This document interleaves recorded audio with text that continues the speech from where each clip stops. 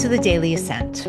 I'm Molly Carmel, and this is the podcast I always wish existed. A bite-sized, on-the-ground spiritual note that can shift your thinking and your outlook on life to help make us all a little bit more awake, alive, and ascending. So, I want to talk today about something that came up with my spiritual advisor when she was literally shoveling garbage in Africa, and why comparing your suffering to someone else's doesn't make yours go away. It just makes you suffer alone. So, my spiritual advisor, Juliana, was in Africa for 3 weeks in January. She's amazing. That's her job. She helps to build schools there and create communities. It's gorgeous. She's like in it to win it. She's on site, she's in the villages, she's in the slums. She's just doing this real beautiful service work. And we decided before she left that since it's really important for both of us to stay connected, we would voice memo each other. I taught her how to voice memo. It was great. And the voice memos that she was sending me were like so incredible. They were moving. They were moving, perspective shifting, eye-opening, just really powerful. Like she sent me one about having to shovel garbage just to make a path to where the people in the village that she was working with lived. And she shared another voice memo about like all of these people just begging her for money so that they could afford to go to school, like real stuff. And, I don't know, for me, the kind of stuff that makes me look at my life and think like, oh my God, I literally have nothing to complain about. And then, as it goes here in the human psyche, something was really bothering me. And I really wanted to talk to Juliana about it, or at least like voice memo Juliana about it. So I sent her a voice memo, but I sent it with like this big disclaimer at the beginning. Big, long disclaimer. I'm not even going to tell you guys the whole thing, but it was something like, listen, I know you're dealing with really big problems right now. And I know that this is minute by comparison, but I really need to tell you about something. So I was already apologizing for my pain before I even shared it. And my Juliana, let me tell you, the voice memo that she sent me back was so beautiful. And, the first thing she said was how much she loves me and how much I matter to her. And then she said something I really, really needed to hear, and maybe you do too. Problems are problems. Just because you don't have to move garbage to get to your house doesn't mean that your problems don't matter. It was so beautiful. Like she didn't compare or minimize or make me feel silly for struggling with something smaller, than all this amazingly enormous poverty, etc., that she was witnessing. She just held space for me and reminded me that my pain is valid because I'm valid, not because it ranks on some like scale of suffering. And, I remember this happening during COVID so much with me, with my clients, with my friends. And I remember the person who was talking about it so beautifully at the time was a pocket sage that we refer to a lot here on Daily Ascent, good old Brene Brown. And her book, Atlas of the Heart. You guys, Atlas of the Heart is like an encyclopedia feeling. So if you don't have it, it's a really good, like, actual book to have in your possession. And in Atlas of the Heart, she writes, comparative suffering is a losing game. It doesn't make our pain smaller. It just makes us less likely to share it. And unshared pain doesn't heal. If we deny ourselves permission to feel our feelings because someone else has it worse, we're not being noble. We're being disconnected from ourselves and from each other. Let me read that again for those of you in the back. Comparative suffering is a losing game. It doesn't make our pain smaller. It just makes us less likely to share it. And unshared pain doesn't heal. If we deny ourselves permission to feel our feelings because someone else has it worse, we're not being noble. We're being disconnected from ourselves and from each other.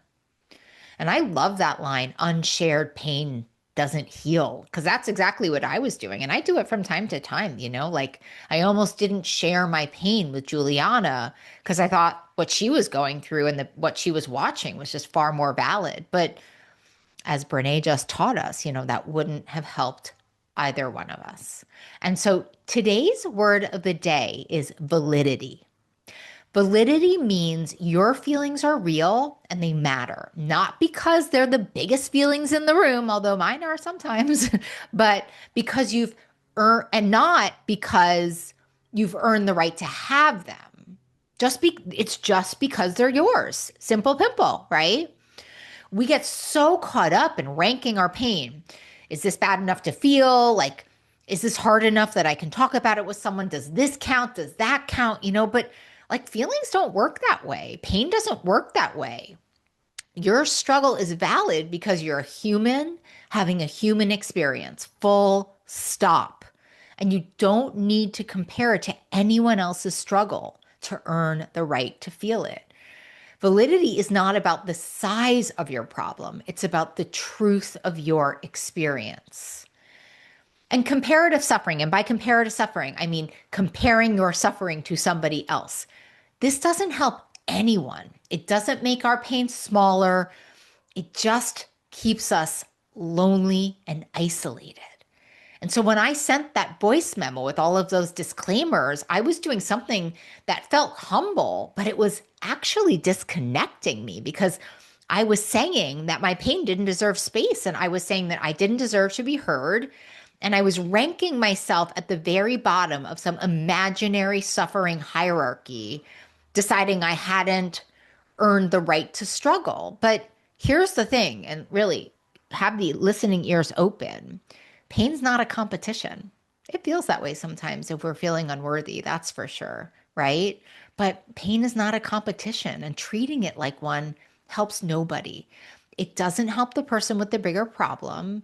Like Juliana didn't need me to minimize my stuff to validate hers, right?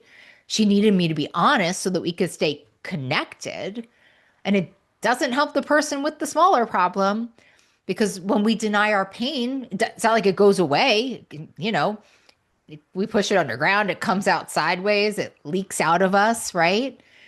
And I see this so much in my other job that I do when I'm not hosting Daily Ascent, when I help people to heal their relationship with food and themselves, and when people are struggling in that area, they spend like half of a session apologizing for it. Like, I know other people have real eating disorders. I know I shouldn't complain. I know I have it so good. I know this is a first world problem. And I always say the same thing, right? Your pain is valid because you're valid. You don't have to earn the right to struggle. But this is the bigger thing, and this is really what I want you to hear, okay? Even if your problems are small, when you tend to them, when they're teeny, when you tend to a small problem, when you get them healed while they're small, you make yourself better. You make yourself better, bigger, brighter, or as we like to say on the show, more awake and more alive. And when you're bigger and better and brighter and more awake and alive, you can actually be a better participant in the world. You can show up for other people. You can contribute bigger. You can be of more service. So in conclusion, comparative suffering really keeps us sick, friends. And when we're sick, we're not useful to anyone, including the people who have it worse than us. So healing your small problems is not selfish. It's not indulgent. It's actually how you become someone who can help. Juliana can shovel garbage in Africa because she's tended to herself, because she's done her work, and because she's healed enough to have the capacity to show up for others, And if Juliana spent her life minimizing her own pain and never addressing it, she wouldn't be there right now, right? She wouldn't have been in Africa in the first place. She had been too depleted and too disconnected and too stuck in her own unprocessed stuff. So listen, the most generous thing you can do is heal yourself. The most generous thing you can do is tend to your pain, whatever size it is. You want to work on getting better and brighter and more awake so that you can be a real participant in this world that desperately needs you. So here's our reflective question for the day. Where in your life have you been minimizing your own pain because you've decided someone else has it worse? And what would it look like to tend to it anyway, knowing that your healing makes you more available to this world? And just one more time, if you are somebody who has been dismissing the struggle that you have with food because it's not that bad, or people have it worse, or it's not a real eating problem, I just want you to know your pain is valid and you don't have to hit rock bottom to deserve help. And we talk about this so much in my Stop Starting Over program. We really learn how to stop minimizing our struggles and start healing them with compassion instead of comparison. And so if you're ever curious about working together, I am obsessed with talking to you. And you can go in the show notes where there's an email address and where there's a link. There's so many things in the show notes. You really should go check it out. Or you can go to my website, mollycarmel.com. But no matter what, I'm right here with you, Ascenders, learning that pain is not a competition and we all deserve to be heard. We rise together. Until next time.